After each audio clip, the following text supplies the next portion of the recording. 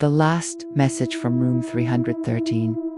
I worked the night shift as a nurse in an old hospital that's seen better days. It's the kind of place where the staff are more interested in getting their shift over with than actually doing their jobs. It's also the kind of place where the equipment is so old that if you plug something in, it just might turn on by itself. And that brings me to the one rule we had to abide by. No one was ever to enter room 313.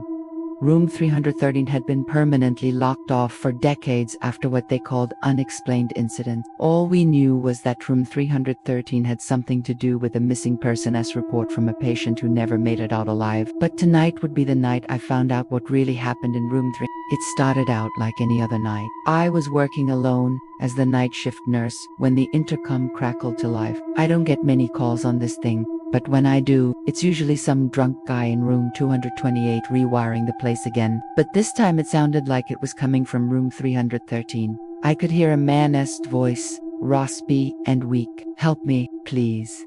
Then he stopped speaking, and the line went dead. Okay, maybe I should have called security. But something in his voice compelled me to investigate. As I walked past the old security office, I saw the cameras lining the hallway. Most of them were broken, but some still worked. I checked the live feed. Sure enough, the camera in front of room 313 flickered to life as if someone had just stepped into frame. But there was no one there. The only movement was the wind snatching at the curtains in the window. As I reached out to push open the door to room 313, the lights flickered overhead. Something big was about to happen. This place was never safe, but now it felt like the walls themselves were closing in. I found a flashlight on the desk and shined it around the darkened room. The only source of light was the moonlight streaming in through the window. In the corner, I saw a gurney, covered in a sheet. I pulled it off to reveal an old 4-drip bag filled with a cloudy substance. Next to it was a clipboard with a chart detailing the experiments performed on a patient in room 313 in the 1950s. The patient's name was Eli. He was never taken off life support.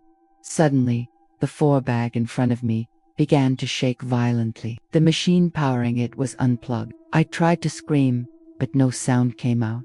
I turned to run, but the door was locked. The only way out was through the window. I clambered onto the gurney and kicked out the glass. As I made my way through the overgrown weeds and vines, I realized the hospital was shifting. The further I walked, the older the trees and buildings became. This place wasn't just haunted, it was trapped between dimensions. I ran until I saw the familiar sight of the old oak tree at the edge of the property. I collapsed at its base, gasping for breath. As the first rays of sunlight hit my skin, I knew I'd made it. I was no longer in danger. But as I turned to run, my foot hit something hard in the dirt. I looked down and saw the old clipboard from room 313, and as I picked it up, I heard my own voice calling out for help. I dropped it and ran, knowing that if I didn't leave this place behind, I'd be trapped in it forever. Now, if you're wondering what happened to Eli, well, let's just say his thirst for revenge knows no bounds. And the next time someone enters room 3, they'll hear the last message from room 3.